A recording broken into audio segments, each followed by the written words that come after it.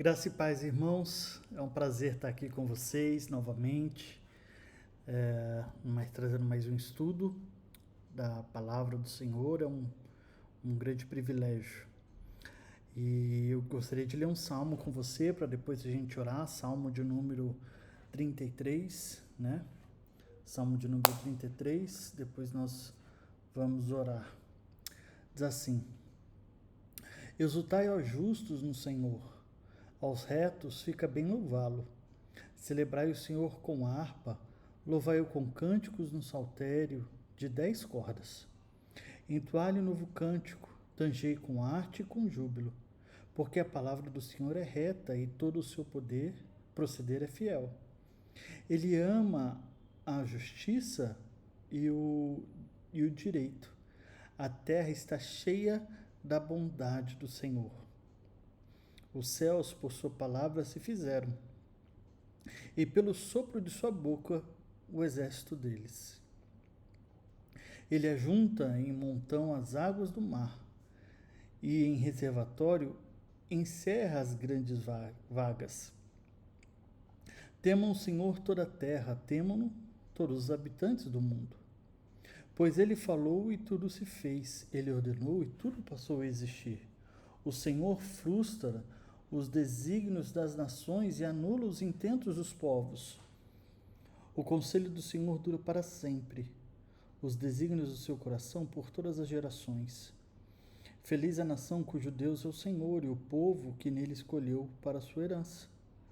O Senhor olha dos céus, vê todos os olhos dos homens e, do lugar da sua morada, observa todos os moradores da terra. Ele que forma o coração deles, que contempla todas as suas obras. Não há rei que se salve com o poder dos seus exércitos, porque nem por sua muita força se livra o valente.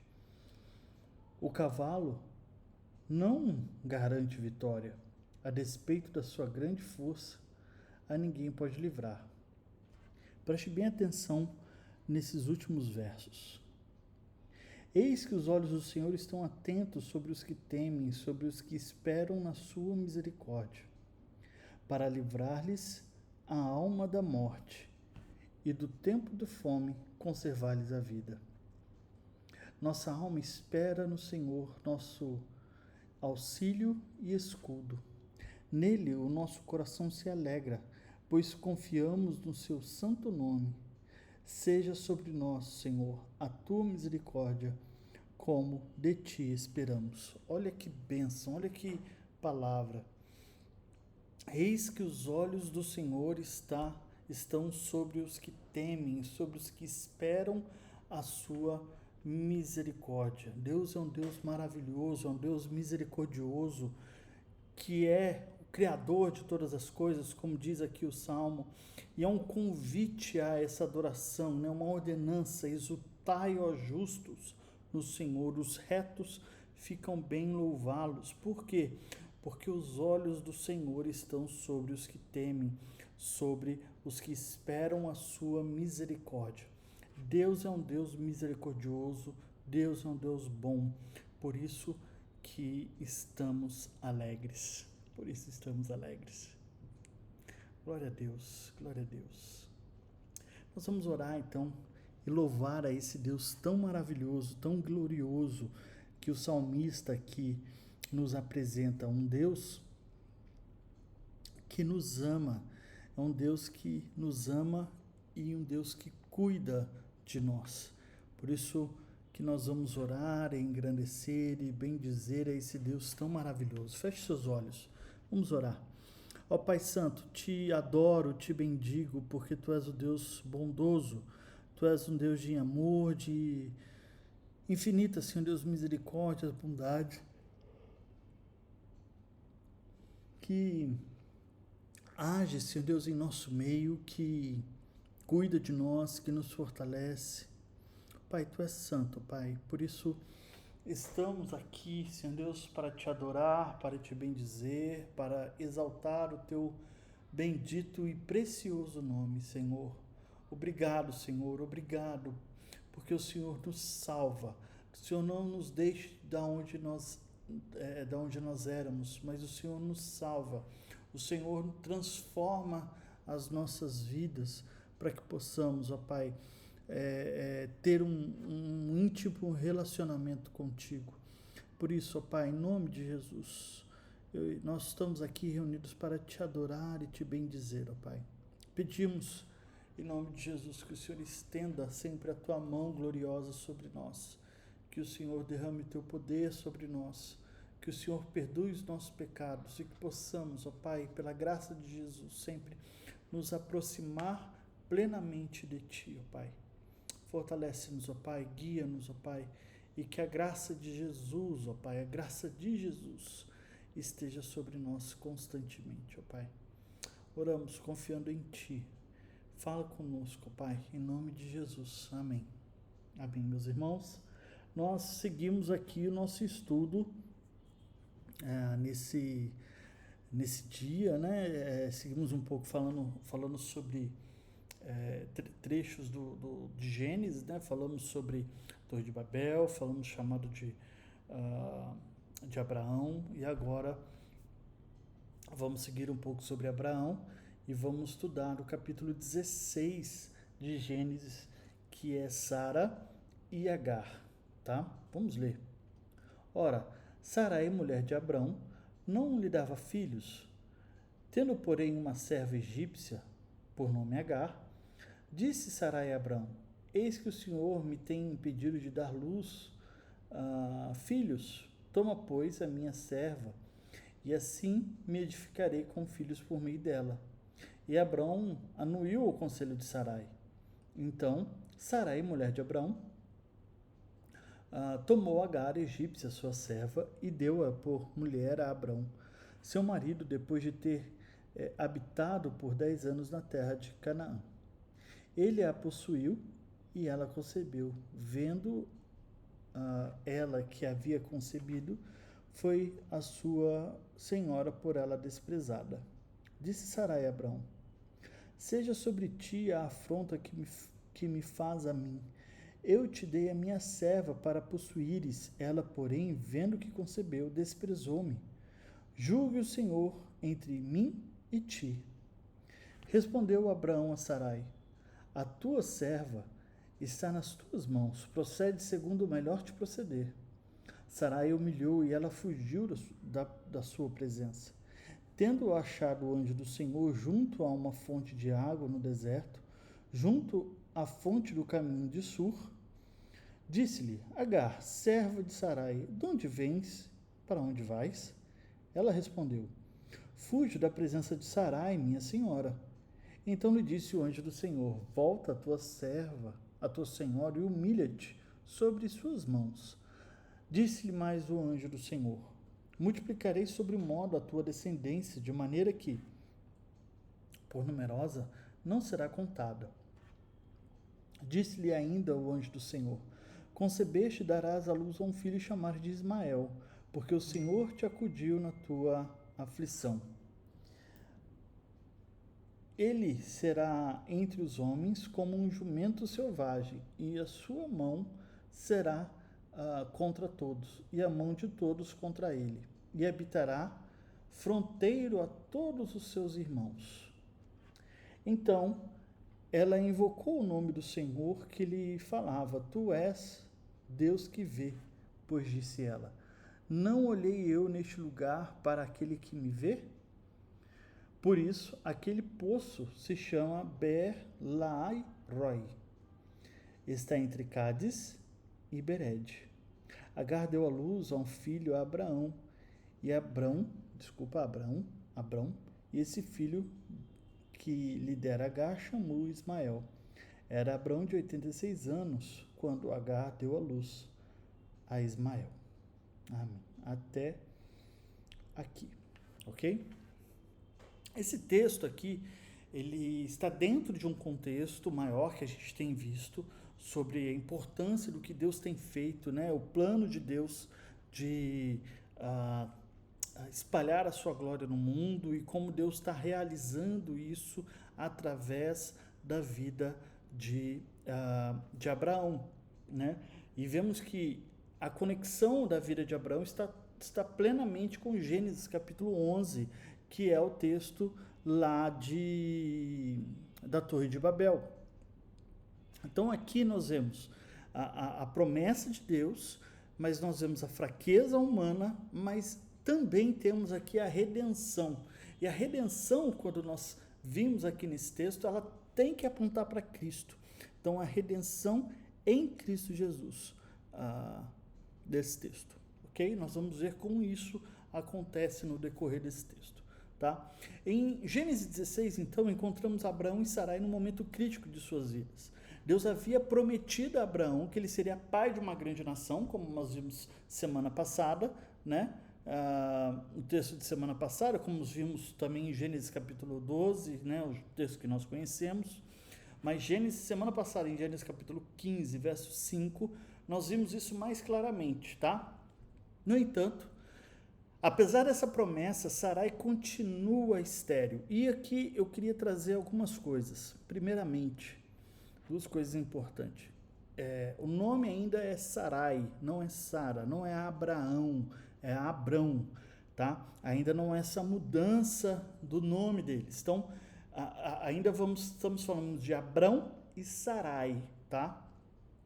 Mas Sarai, ela continua estéril, ela continua tendo essa dificuldade de ter filho. O casal não tinha filhos. Então, como é que Deus promete algo, né? Como é que Deus promete algo, mas ainda o casal ainda é estéril? A narrativa nos coloca em um texto de esperança, mas também de incerteza. A falta de um herdeiro leva Sarai a questionar a promessa de Deus e ver como é que Deus poderia cumprir, né? Isso daí. E diante disso, diante dessa falta de esperança, dessa incerteza, melhor dizendo, que é comum de todo ser humano, existe uma tensão entre a soberania de Deus e essa tentativa que o ser humano tem de encontrar soluções para, entre aspas, dar aquela ajuda a Deus, né? Então, nós temos aqui a decisão de uma prática cultural daquela época que era comum. Práticas culturais não significam que são validadas por Deus, tá? Então, não é uma prática cultural, mas não significa que está avalizada por Deus, tá? Nós vemos isso muito no mundo missionário, né? Nós vemos, por exemplo, William Carey, quando veio para a Índia, existia uma prática comum onde, quando um homem morria, né, a sua esposa era colocada juntamente com ele e os seus bens para serem queimados. Então, o homem morria, mas a esposa não estava viva.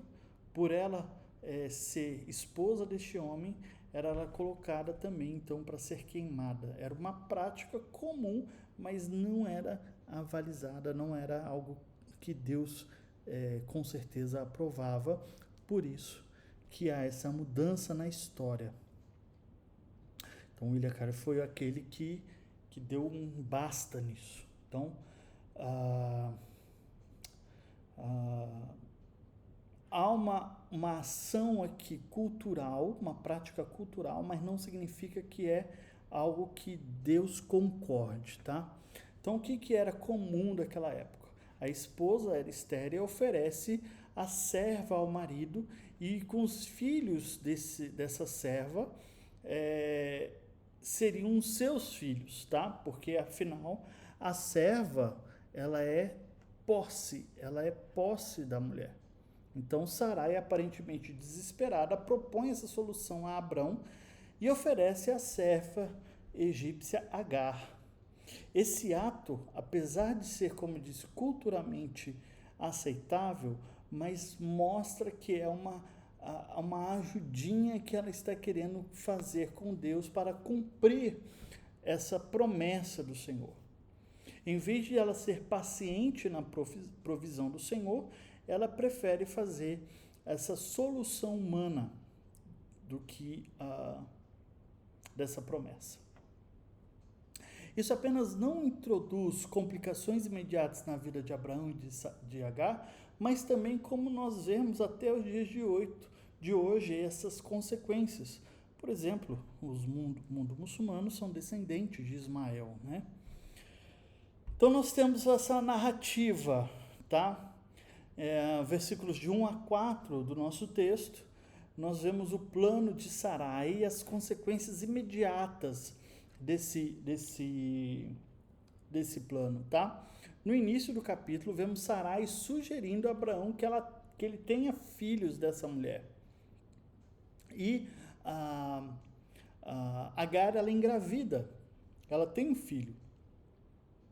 E agora ela grávida começa a desprezar Sarai. E começa a criar um conflito, um ressentimento entre Sarai e Agar, tá? Ela começa a desprezar Sarai, e Sarai começa a ficar ressentida diante de todas essas dificuldades, diante de todas essas lutas. E essas são as complexidades humanas, né?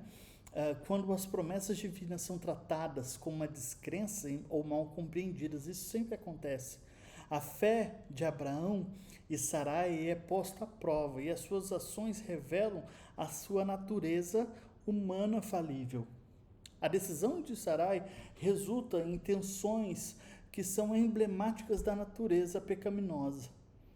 E isso aqui é muito interessante, porque a partir do versículo 5 e 6, a partir dessas decisões erradas, dessa ajudinha de Deus, a Deus, melhor dizendo, e essa exposição da natureza pecaminosa do homem, e aqui homem, estou falando gênero humano, tá? Do homem e da mulher, nós vemos aqui Sarai, além das intrigas com Agar, com ela, né, do ressentimento, nós vemos Sarai aqui agora colocando a responsabilidade em Abrão.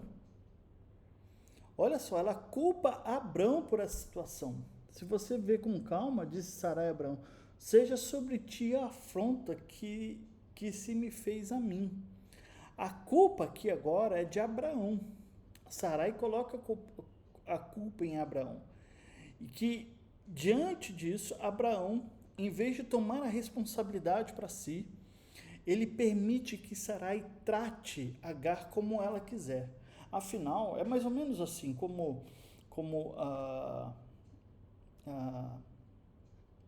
quem que é o dono dela? Não é você? Então resolve suas picuinhas, resolve seus problemas. Você que é dono dela, como é que você deixa?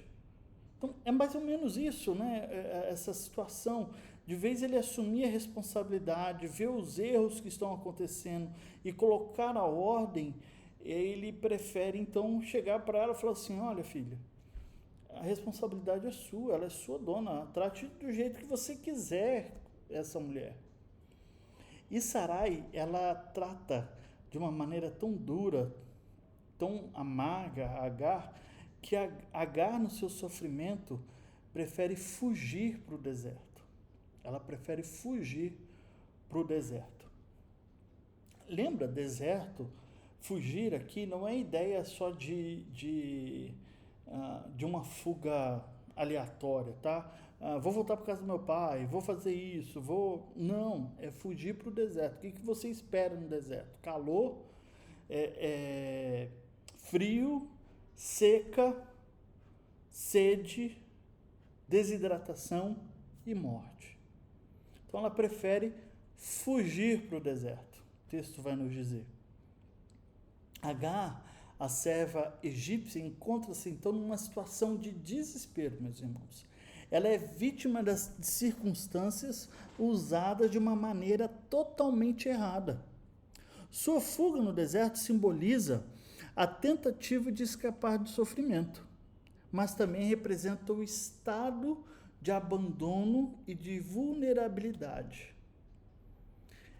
Ela quer fugir desse sofrimento, mas ela se mostra também nessa questão de Vulnerabilidade, meus irmãos. E no verso 7 a 10, nós vemos Deus trabalhando em sua vida.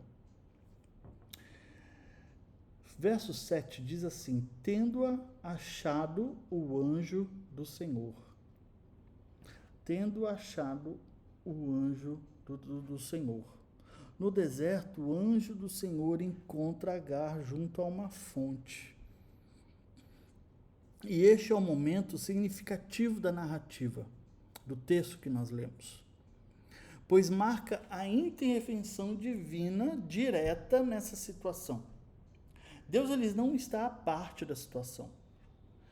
Deus ele intervém nisso. Ele intervém nessa situação. Isso é muito interessante. Por quê? Lembra do texto da Torre de Babel? Ele não está à parte do que está acontecendo, da pecaminosidade humana. Ele intervém ali. Deus não está à parte da pecaminosidade humana diante da falta de crença, das promessas dele, do jeitinho que eles estão querendo dar, né? Aqui, lá em Abrão e Sarai já tem um jeitinho brasileiro, né? Deus não está à parte disso. Deus, ele sabe e ele desce para resolver isso. Ele vai lá resolver isso. O anjo do Senhor pergunta a Agar para onde que ela vem e para onde ela vai. E a convida a refletir sobre a situação que ela está vivendo. O anjo do Senhor a convida a isso. Ô Agar, vem cá. Vamos resolver isso? Pensa no que está acontecendo aqui. Olha só a situação, olha o que está acontecendo ao redor. Um anjo, então, instrui a Agar a voltar a Sarai e a se submeter a ela. Mas, ao mesmo tempo, esse anjo promete que desse filho sairá uma outra grande nação.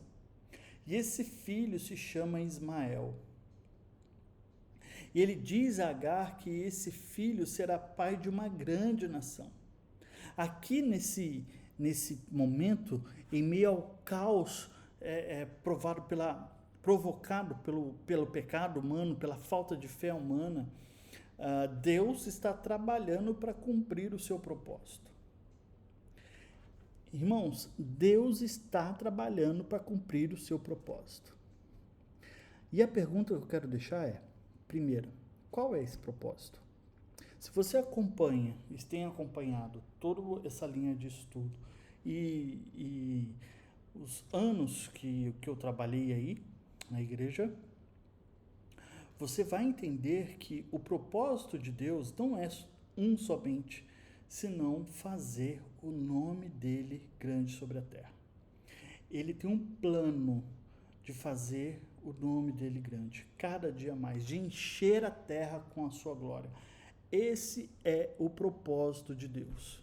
Eu podia chegar aqui e falar assim: não, Deus está cumprindo o seu propósito. Qual que é o propósito? Cuidar de Agar, cuidar de Sara, cuidar de Abraão, de condições, de riquezas, de fazer tantas e tantas maravilhas na vida deles. Mas não, meus irmãos. O propósito de Deus é muito maior. O propósito de Deus é encher a terra com a sua glória, é fazer o nome dele grande e que todas as terras, todas as nações possam ouvir e glorificar a esse Deus maravilhoso. Deus vai de encontro com essa mulher por causa do grande propósito que ele tem. E isso é muito interessante. Por que estou falando Deus aqui? Porque dentro da teologia reformada, a expressão anjo do Senhor, quando aparece anjo do Senhor com letra maiúscula, ela seria ali uma teofania, ou seja, uma aparição pré-encarnacional de Cristo. É uma teofania, como se Deus ali se mostrasse realmente a mulher, a Agar, como se tivesse uma pré-encarnação ali de Cristo. O cuidado da promessa dado a Agar no deserto aponta a compaixão de Cristo. E aponta a compaixão de Cristo a quem são os marginalizados e oprimidos, aos que estão passando por dificuldades, que estão sofrendo por causa do quê? Por causa do pecado do homem. Meus irmãos, a gente tem que lembrar que nesse texto, Agar ela está sendo marginalizada, ela está sendo oprimida, mas existe uma cadeia pecaminosa de desconfiança da promessa de Deus, de Agar agir de uma maneira contrária a Sarai, zombando de Sarai, maltratando Sarai, de Abraão não assumindo sua responsabilidade, de Sarai dando o troco e fazendo que Agar fugisse para o deserto fosse melhor do que ficar com Sarai. Você vê que essa cadeia, onde começou tudo isso, onde teve a origem? Às vezes a gente fica querendo procurar culpados, né? Mas o texto aqui nos mostra que que Deus não está preocupado em procurar culpados. Deus está aqui agindo para cuidar dos marginalizados e oprimidos. Deus está aqui agindo para cuidar de uma mãe que está sofrendo no deserto. Ele não está perguntando para Sarai, Sarai, o que eu falei? Por que você foi fazer? Por que você foi lá encher a paciência? Agar, por que você foi lá encher a paciência de Sarai? Pô, tá vendo que já estão fazendo tudo errado e você vai lá encher a paciência de Sarai? Por isso você está aqui. Deus não está fazendo isso. Pelo contrário, meus irmãos, Deus está cuidando de Sarai, de Agar. Deus está cuidando, Deus vê Agar. Depois de receber essa promessa que Deus cuidaria, que o filho dela seria de uma grande nação, Agar dá um nome ao Senhor que lhe apareceu e chama ele de El-Roi. Tu és o Deus que me vê. Tu és o Deus que me vê. Essa declaração é um testemunho da percepção de Agar de Deus, que não apenas vê, mas se importa com aqueles que estão em situações difíceis. O poço, então, é chamado de Be'er Lai Roi, que significa poço daquele que vive e vê. Poço daquele que vive e vê.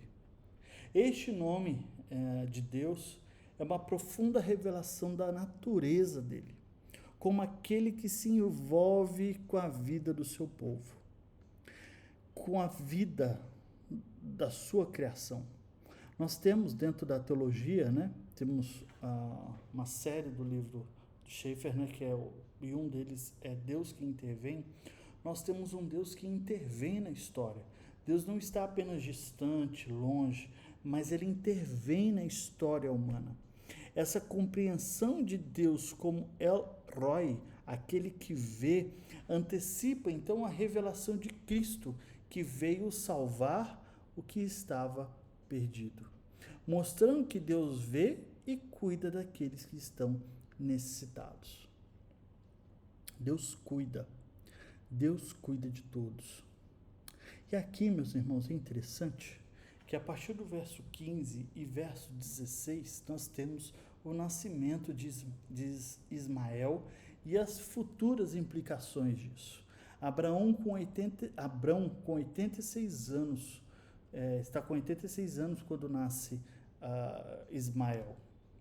Ismael não é o filho da promessa. O filho da promessa é Isaac. Mas Abraão se torna pai também de uma outra grande nação. Não é a nação da promessa, porque a nação da promessa vem de Isaac. O nascimento de Ismael marca o início de uma nova linhagem, embora distinta da linhagem messiânica de Isaac. Ainda é significativa na história redentora de Deus. A narrativa que mostra esse nascimento de Israel nos lembra que Deus é soberano sobre todas as nações dessa terra. E suas promessas são amplas e profundas, meus irmãos, além do que a gente possa imaginar. Nós temos algumas lições para esse texto. Nós temos a lição mais clara, que é a falta de fé e a soberania de Deus. A tentativa de Sarai de ajudar a cumprir as promessas por meio de esforços humanos. Mostra claramente qual que é a imagem caída do homem. Como os seres humanos frequentemente tentam realizar os planos de Deus com as suas próprias forças, com os seus próprios desejos. E nós vemos isso, irmãos, no mundo missionário. Grandemente a gente tem que tomar muito cuidado com isso, porque as dificuldades, as lutas são muito grandes, são muito fortes. E nós vemos isso também no nosso dia a dia como cristão. Como é que é difícil às vezes a gente entender que Deus está cuidando da gente, mas a gente precisa agir, nós precisamos trabalhar, nós precisamos fazer.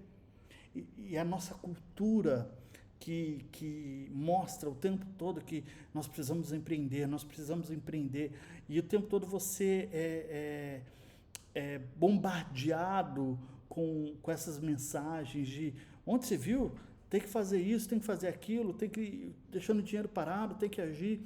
Chega ao ponto de que você tem que tomar muito cuidado quando Deus está falando, acalma o coração, eu estou trabalhando, deixa eu agir da minha maneira, do jeito que eu quero.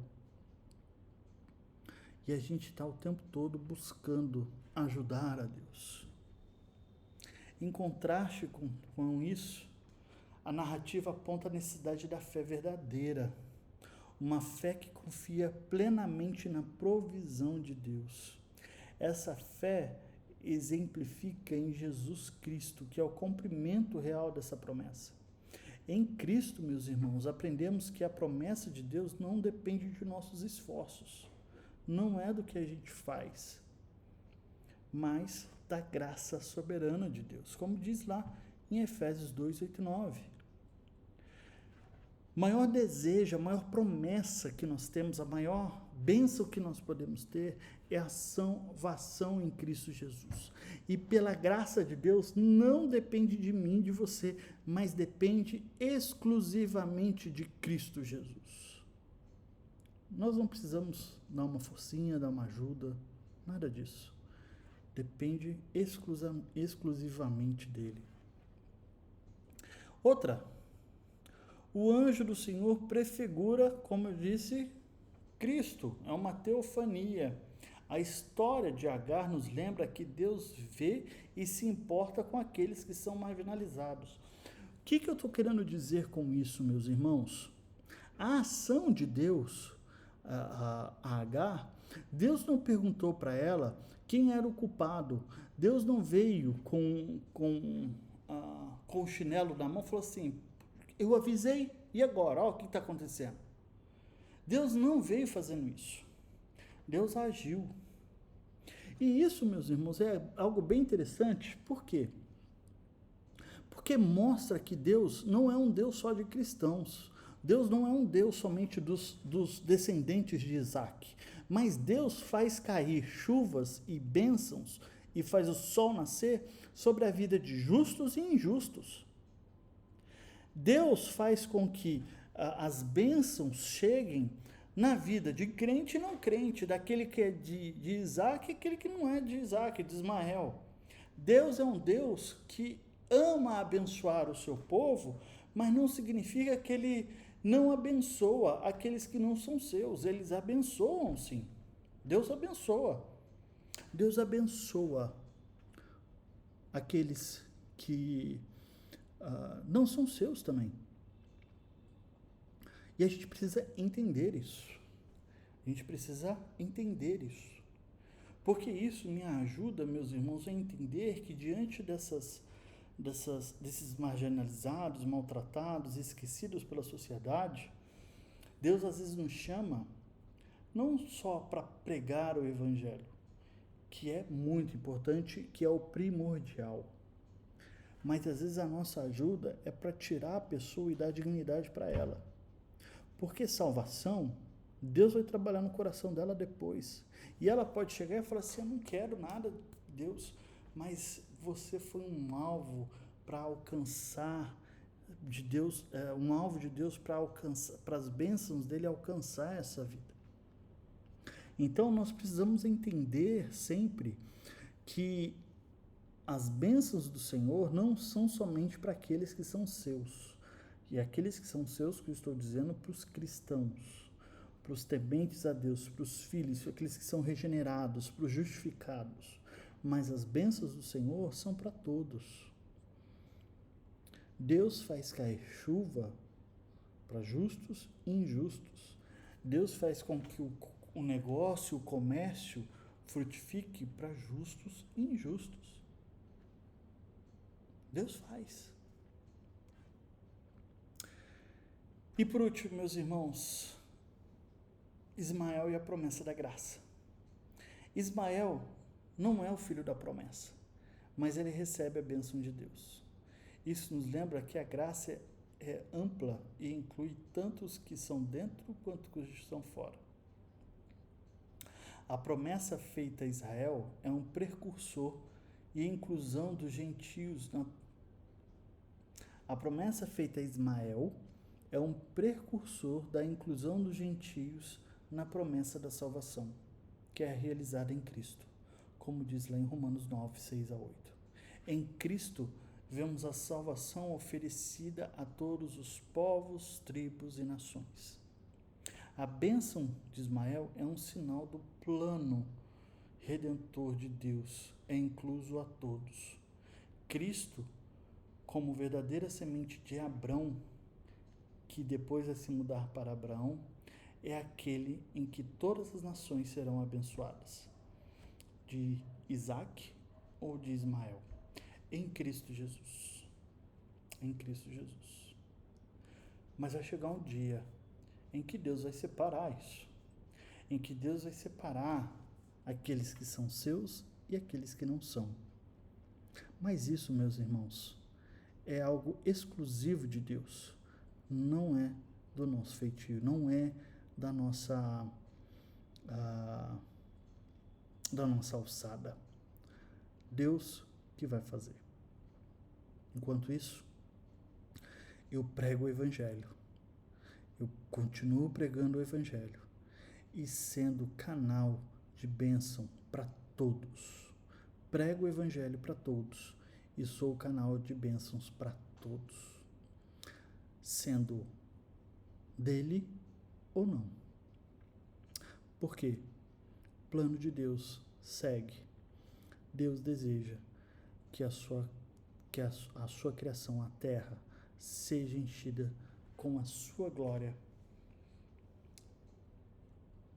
e que no final povos de toda língua, tribo e nação o adore.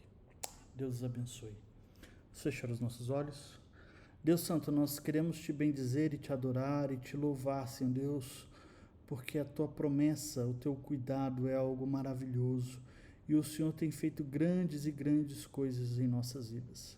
Obrigado, Senhor, porque em ti temos todo o amparo, todo o sustento e pedimos, Senhor Deus, que nós não tenhamos a ideia de reter isso para nós, mas que tenhamos em mente a ideia de compartilhar, Senhor Deus, de compartilhar a todos, ó Pai. Ó Pai Santo, em nome de Jesus, derrame teu poder e tua graça sobre nós e mostra, Senhor Deus, em nome de Jesus, a cada dia a tua graça e a tua glória para todos os povos, para que eles te deem glória, Senhor. Cuide daqueles necessitados, daqueles que precisam do Senhor, ó Pai, neste momento, em suas vidas, dos desempregados, dos doentes. Cuida deles, Senhor Deus. Clamamos e crendo que o Senhor ouvirá as nossas orações, agora e para todo sempre. Amém. Deus abençoe meus irmãos, que o Senhor derrame tua graça sobre todos. Forte abraço.